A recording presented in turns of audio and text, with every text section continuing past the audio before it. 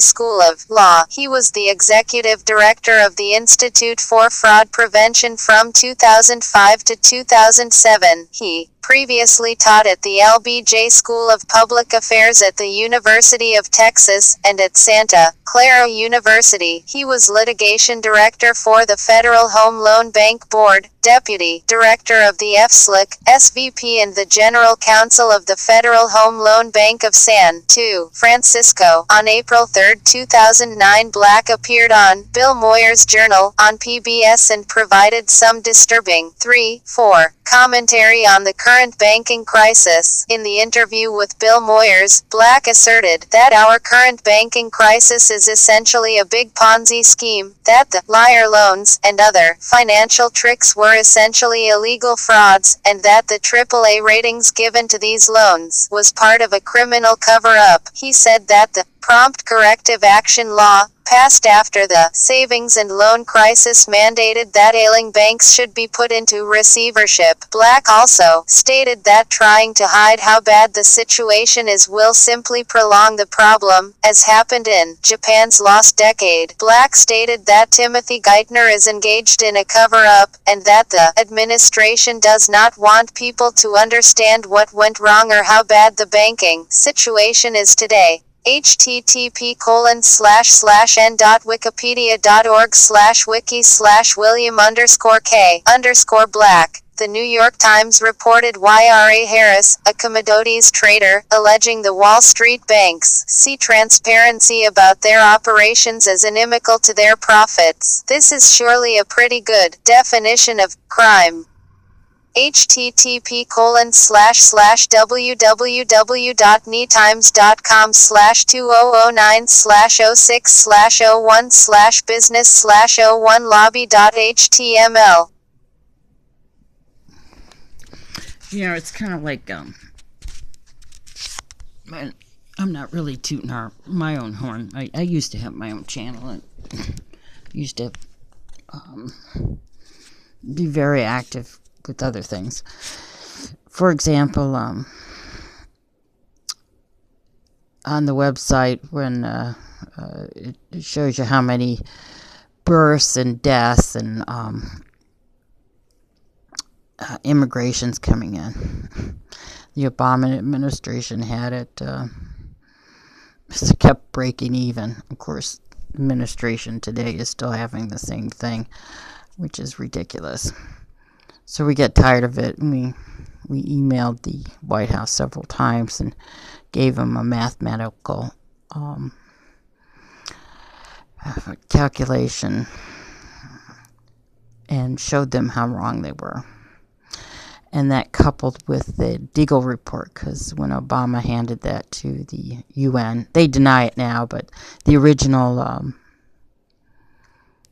URL address had the military address in it, and they changed it since it became public, overwhelmingly public, let's say.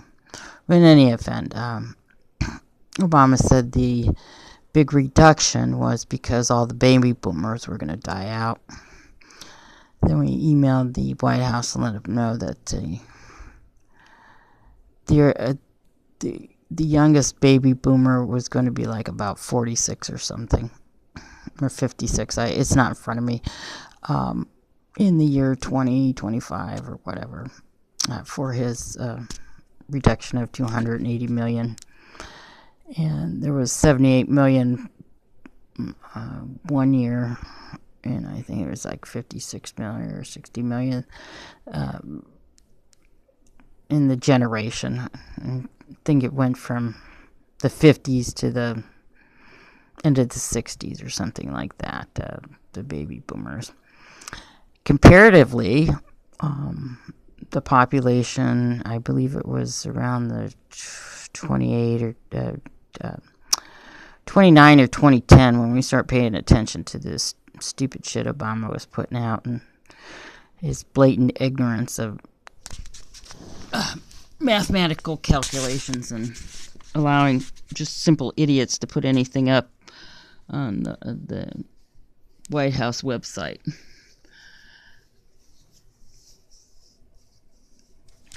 it was about the same. I think it was in 2010. Like I said, it's not in front of me. It's about 78 million of that year, and they weren't calling that a baby boom. I think it was like in 2010. There's some kind of explosion of births. But I digress. I'm probably not making any sense, and I probably should shut up because I'm not going to redo this thing at all. Nope.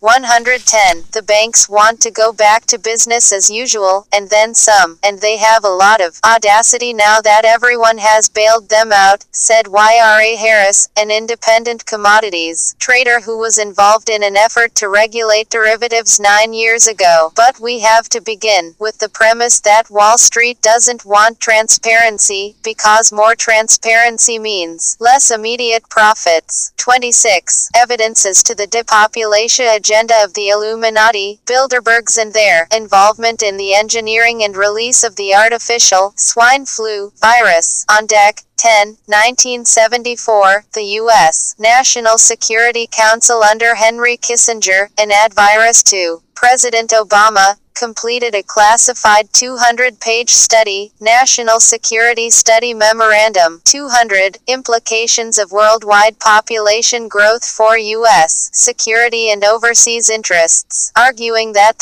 population growth in the so-called lesser developed countries, LDCs, was a grave threat to U.S. national security, adopted as official policy in 1975 by President Gerald Ford. NSSM 200 outlined a covered plan to reduce population growth in those countries through birth control, and also, implicitly, Warren Famine Brent Scowcroft, who had by then replaced Kissinger as National Security Advisor, the same post Scowcroft was to hold in the Bush administration, was put in charge of implementing the plan. CIA Director George Bush was ordered to assist Scowcroft, as were the Secretaries of State, Treasury, Defense, and Agriculture.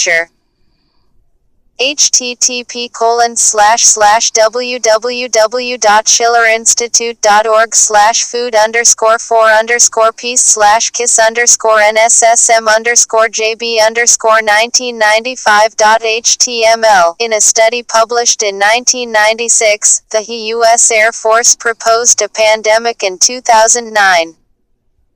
http://www.infowars.com/is-air-force-study-proposed-2009-in-1996/. These are just some of the documents and materials available pointing to a depopulation agenda, but also of note are the State of New York Division of Cemeteries mass fatality forms sent to cemeteries in that state to collect data about their ability to deal with the high volume of casualties that would occur if there were a flu pandemic or other disaster. The form letter that this office received was dated April 4, 2007, as reported in InfoWars with a link to the PDF of the forms. http://www.infowars.com/plans-for-mass-grave-government-surveying-cemetery- readiness for flu outbreak. The biggest threat to the planet is people. There are simply too many, doing too well economically and burning too much oil. Sir James Lovelock, BBC interview. My three main goals would be to 1. Reduce human population to about 100 million worldwide, 2. Destroy the industrial infrastructure, and 3. Have wilderness, with its full complement of species, returning throughout the world. Dave Foreman, Club of Rome, Bilderberger, and co-founder of Earth First, a total population of 250 to 300 million people, a 95% decline from present levels, would be ideal. Ted Turner, founder of CNN and major UN donor, the resultant ideal sustainable population is hence more than 500 million but less than 1 billion. Club of Rome publication titled, Goals for Mankind. Okay. See, I agree with the nature thing. The animals and the landscape and the forests and the beautiful trees. There used to be those trees. I call them the Jack and the Beanstalk trees. But they were so tall they reached the heavens. And that's no lie. And what gets me about these demon asswipes, Turner and Kissinger and Club of Rome, and Rothschilds and Rockefellers, it was them who destroyed this planet. They gutted it and took it for all it was worth and ruined the environment, wasn't held accountable for their companies and the pollution and etc. And they destroyed it.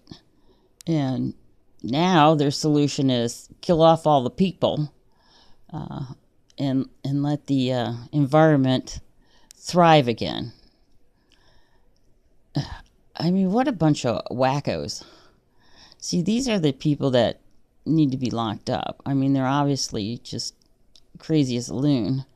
But on the flip side, and let me say this carefully, let's see, if I was in charge and my hands were tied, I probably do kind of like the CIA or, well, what's that movie with the Bruce Willis, the Jackal? Is that Jackal? The Jackal, yeah, that's the Jackal. He was paid for handsomely to hit a target. Those paid assassins. That's what I would do, and take them all out. But instead of any government doing something like that, to save the world, basically, doing the right thing by taking out the Rockefellers, the Rothschilds, Soros, the Turners, the Gateses, the Club of Rome, and they know who all these people are. Bilderberg Group. It's fixing to tell everybody that they can only own $1,000 worth of gold. And it's like these people are unbelievable. But what I'm saying is, instead of any government with a good standing army going after these Jew asswipes that are controlling everything and bombing the shit out of their castles and hauling them out in the street and putting a couple in the back of their heads. No, they'd rather go and kill a few billion people, have a war and lots of suffering. And for a long time, I couldn't figure out why. But it's to keep the evil energy here, because that's what these demons thrive off of. And you have to realize by now the people in Congress, the Senate, President, Vice President, doesn't matter who they are. I think the presidents are automatically replaced after a couple of months or whatever, but those people are not human. They're not from here. The Rockefellers, Rothschild, Gates, they're not human. They might be a hybrid human, but they are not human. They have no empathy. And you can tell by the way they talk and their analogy of things, It's like we steal and we destroy and we blame everybody else and then get rid of them. Yeah, it's a psychopath, but it's still, it's a lizard brain thing. And I remember when the very first time I saw a lizard person, I never